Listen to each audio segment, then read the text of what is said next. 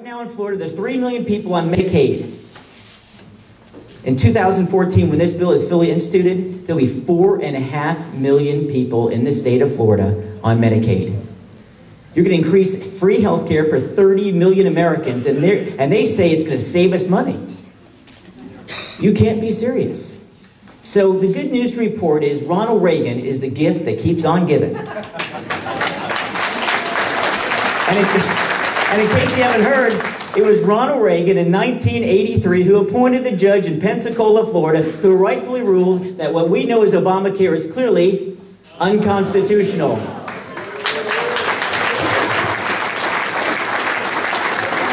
And to make sure that we can enshrine in the Florida Constitution that you have the right to pick the health care plan or a doctor of your choice, in a very rare occurrence, myself as the president of the Florida Senate has actually filed a bill.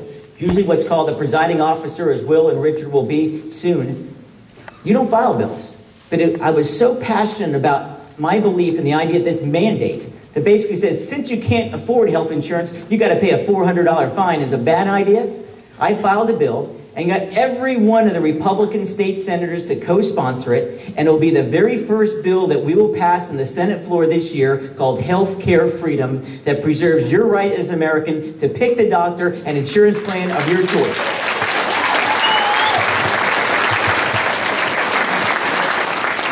And the good news is that you get the final say. It's a constitutional amendment. In November of 2012, if 60% of Floridians agree with what I think everyone in this room agrees with, the idea that freedom isn't free, and the idea that you have the right to choose the doctor of your choice, that we will preserve that in the Florida Constitution. So just in case some other future president thinks socialized medicine is a good idea, we can say no.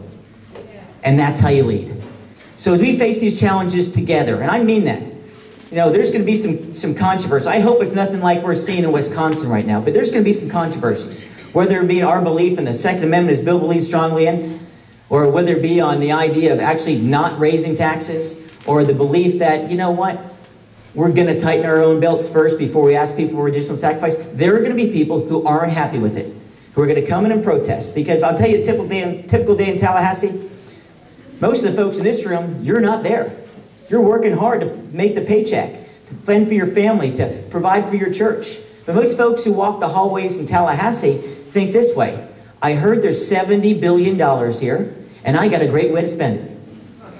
And we want you to be involved. We've seen what the Tea Party groups and the 9/12 groups, and more importantly, everyday American citizens have done when they saw their government go haywire over the last couple years. You stepped up, you spoke out, you voted, and you changed the path of America in Washington, D.C.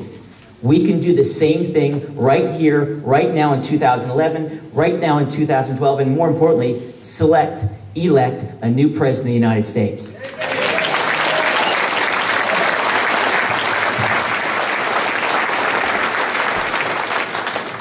So as I get ready to close, given my dad taught me some really good lessons. He said, Mike, long last name, short speeches, long political career. And I'm respecting that.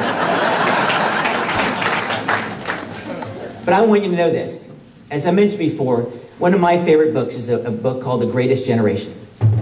It talks about people like my father, born during the Great Depression, going through World War II, the Korean War, winning the Cold War. And let's start acting like we won the Cold War. And then we start, and we look at our kids. I've got 3 kids. Our oldest is Alexis. She's going to be 13 in a couple weeks. Yes, my hair is going to turn gray. Our son is named Hayden. And in case you don't know my political philosophy, our youngest daughter is named Reagan. But I look at each of them, and I think about, how do I want to talk to them in 40 years, as I said before, when I'm 80 years old? What am I going to tell them what I did when we were challenged about where America is going? Was I selfish and just took more and more out of the system and left them in debt? Or will we rise up like Americans have done in the past and lead by example, not just here, but around the world, and stand up for things like life, for the right to own a gun, for the right to vote, more importantly, private property rights? That's what America's about. And if we go the other direction, then shame on us.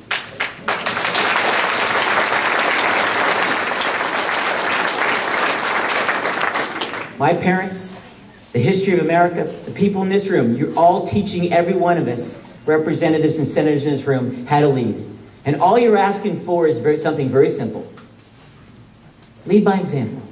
Sacrifice a little so that we can have a better tomorrow. And I guarantee you this, that if we make the tough calls over the next 2 years, not only are we going to have a Republican president, that's a good thing, but more importantly, we'll preserve the dream called America. Thank you very much.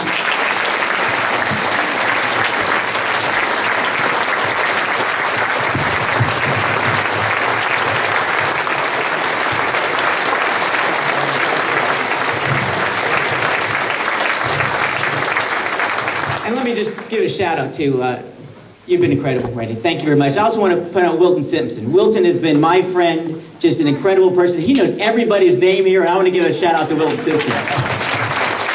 Thank you very much. Give him another Pasco applause.